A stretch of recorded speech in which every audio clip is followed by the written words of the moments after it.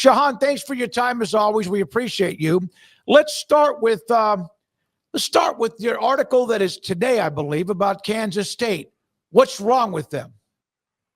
Yeah, I mean, it would be honestly easier in some ways if it was just one giant thing that they needed to fix, but it's a lot of small things compiling on itself. But the biggest issue, I think, for them comes on both sides in the trenches. They haven't been able to run the ball. They haven't been able to stop the run. Of course, they lose Dylan Edwards in week 1 against Iowa State. He was supposed to be their starting running back. And, that's been a huge part of the issues of this offense. But also, I think that the offensive line hasn't gotten enough attention. They only returned one starter from 2024. It is an all Big 12 player in Sam Hecht, but I think that they just haven't been as good as we expected. I went back and calculated some numbers. Last year, their running backs had 2.5 yards before contact per carry. This year, it's been down to 1.6. Now, I think that vision of a sophomore running back, Joe Jackson, might be part of that, but also I think the offensive line has taken a step back. But really, it's the defense that has become kind of unacceptable to this point. I look at their run defense especially,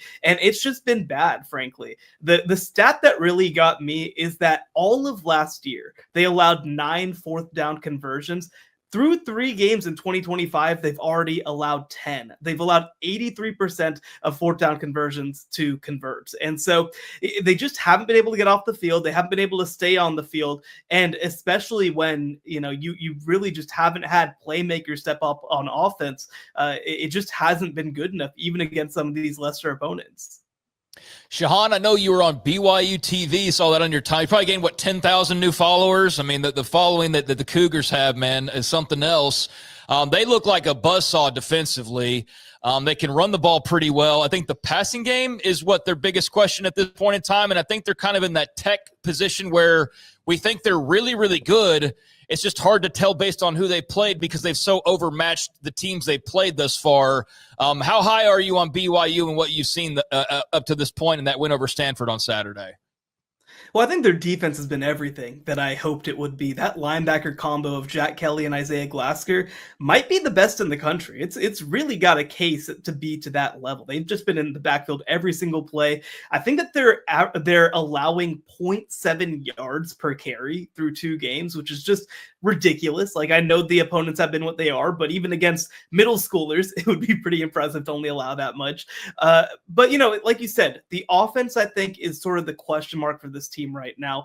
I was hoping to see a little bit more, especially when it comes to red zone offense for BYU. They did a good job of marching down the field. They just weren't able to convert in those tight key opportunities.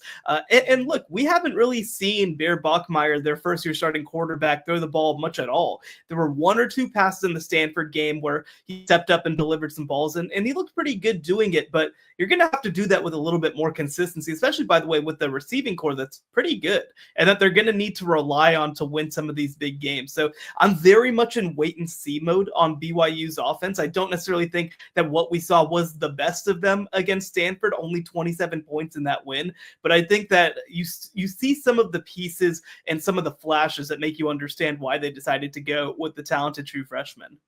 Do you feel like Iowa State, even though in the top 15 with what they've done, winning against K-State, then beating another rival this past weekend, although Iowa, it depends on how people look at them, but for the most part, they're always around the top 25 or so. Are they being a little bit, not underrated, but a little bit maybe flying under the radar? Yeah, I mean, I think that they've gotten a good amount of credit for their wins. I mean, I think that they're, number 17 or 18 in the country right now. I'd probably have them a little bit higher. I believe that in our CBS 136 rankings, I want to say that we had them at number 12, I think. I think that 12 to 15 is right about where they belong. But this is a team, I mean, again, they've played 3 games to this point. One, obviously, on the road in Ireland. They beat Kansas State in a win that I think was more impressive than the 3-point final score. They beat Iowa in a game that, again, I think was more impressive than the 3-point final score. They played a top 5 FCS opponent, and yes, an FCS opponent, but a really good one in South Dakota, completely ran them out of the building. So, this is a team that I very much consider to be at the top right now of the Big 12 title race. Obviously, some other teams there too, but I think that Iowa State clearly proves that they're kind of that resurgent team. And it's funny. You think back to, a couple of years ago when Iowa State was in the Big 12 title game in 2020 for the first time in program history. They didn't handle that moment very well going on to 2021. Even though they returned a lot of talent, they ended up going 7-6 and having a little bit of a disappointing season. I really have to give them a lot of credit for the way that they've been able to settle in and still be one of the dominant teams in the country, even coming off of the best season in program history. So I think that they deserve a little bit more national attention, but I do also think that attention is slowly starting to come. Yeah, but do you have them ranked above Florida? Sorry, I had to. Oh, my goodness. I had to. All right, so Oklahoma had the huge win over Michigan. There were some other, like Mississippi State, the big upset of Arizona State. There's such a wide swath of storylines. So what stood out to you about week 2 most of all?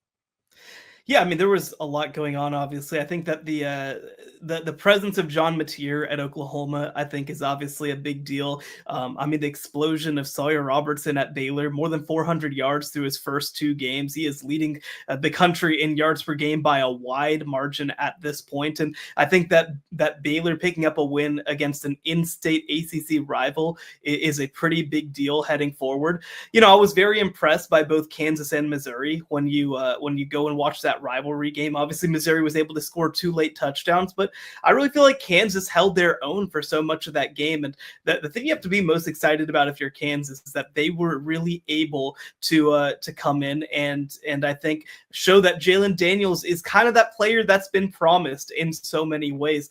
But, to kind of go to the other side of things, I mean, Oklahoma State in their game against Oregon, I mean, that is as embarrassing a loss that I can remember maybe any Big 12 team having over the past 5 or 10 years. Like, that was a total disaster. There were absolutely 0 positive things to take away from it. There was 1 positive play the entire game. It was the broken defensive play that Oregon had where Christian Fitzpatrick gets open and Zane Flores ultimately delivers a pass. It isn't very accurate. But it still sets up a field goal. Like that program is just tanking right now. Obviously they brought in 65 new players, 9 new assistant coaches, but they look like a program that is just a total disaster right now. Yeah, you wrote quite a bit about them, and it's just hard to imagine. They were in the Big 12 championship game in 21. They were in the Big 12 championship game the year they lost to Texas. Texas blew them out when UT was their last year. And it just seemed like this is like it took a turn for the worse quickly. I mean, this is not like you could see it coming. Maybe you can this year, but it has been a fast fall. Well, it's interesting when you go back to that 2023 season because obviously they make it all the way to the Big 12 championship game. They beat Oklahoma. That's kind of the only thing that really should matter for them from that season. But if you looked at some of the advanced metrics and things like that, like they were in like the low 30s, early 40s, like they were not considered by a lot of the numbers to be a very good team. They kind of got they got fortunate in a couple of cases. One, Ollie Gordon had his incredible finish to the season and kind of dragged them single-handedly to that Big 12 title game. And 2, they had by far the easiest schedule in the Big 12 that year. It was them and Oklahoma were at the top, like way easier than everybody else. And I feel in some ways that maybe that individual season, because they nominally won 10 games, it might have actually hurt them in some ways because I think that it gave them false expectations of where they were as a program. You see them in 2024, they play a little bit of a tougher schedule, and I don't think they were as bad as 3-9, but they were certainly one of the worst teams in the Big 12. They haven't put out a really good quarterback. I mean, Spencer Sanders, however you feel about him, I mean, it's really been since Mason Rudolph back in 2016 or 17. They haven't put out a great receiver since Tylan Wallace in 2021. Like, it's just been a constant kind of downgrade year over year. And again, they have some of the upside in 2023 that comes through against an easy schedule. But I mean, again, 2021 was kind of that peak moment for this program when you look at, some of these advanced metrics, team ratings, things like that. And it has been a slide down since, and obviously bottoming out last year. But I mean, it could be even worse this year if that Oregon game is any indication. So they're going to have to find a way to recoup themselves quick, because here's the craziest part is that, of course, they lose 69-3 against Oregon. They actually lost 52-0 in their last FBS game. They've been outscored 121-3 in their last 2 games against FBS competition. I don't know necessarily how it gets better. Yeah, and I I was mistaken.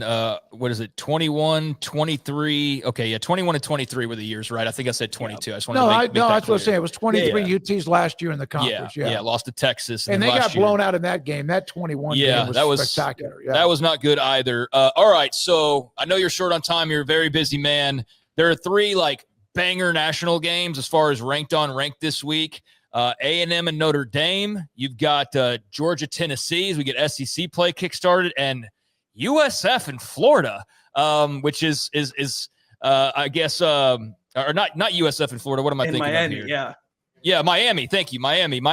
Which is that's even better. If you can just floss on one for a second, which one is the one that's whetting your appetite the most? Yeah, definitely going to be excited to see South Florida go against Miami, although I think it's a little bit of a tougher matchup for them. But, I'm really going to have my eyes on this Georgia-Tennessee game for one reason in particular. I think that this is kind of the prove-it spot for both of these programs. You look at Georgia, their offense has been a little underwhelming under first-year quarterback Gunnar Stockton. And for Tennessee, Joey Aguilar, the UCLA and App State transfer, has looked really good at quarterback to this point. They've put up big numbers against a couple of teams. They were able to pull away from Syracuse, a team that I've been pretty excited about. And so I think that this is kind of like the moment where you figure out, all right, have some of these adjustments that have been made in the program, are they going to be able to hang with a team like Georgia? For the past couple of years, Tennessee has competed with mostly everybody, the Alabamas of the world, etc. But Georgia has had their number in so many ways on the defensive side of the ball. I think that, obviously we all around here are very familiar with that veer and shoot system that Baylor ran in the 2010s. And I think that Georgia's been able to man up those receivers and give them a lot of trouble. Well, they've kind of changed some of what they're doing in terms of progressions and things like that. So I'm curious to see, will these adjustments work against a team like Georgia with the way that they play defense? The winner of this game, I think, suddenly jumps into that playoff conversation in earnest and maybe even contends with the LSUs and Texases for an SEC championship. So very excited for that one. It's one of the big sort of marquee SEC games that we've had in the college football season. And meanwhile, Nico and UCLA just look absolutely dreadful. It's just, it's fun to have facts to go along with all of our speculation and previews and everything. It's fun to see it all play out. But yeah, I know you got to go. Yeah, no. And Shehan, thank you very much. And I love the video. I watched a great deal of it of you on what you do on a college football from the time you get up until you wrap things up. I know you work around the clock. Appreciate what you did, showing your family and more. Have a great rest of the week. We'll talk to you soon. Thank you so much for having me.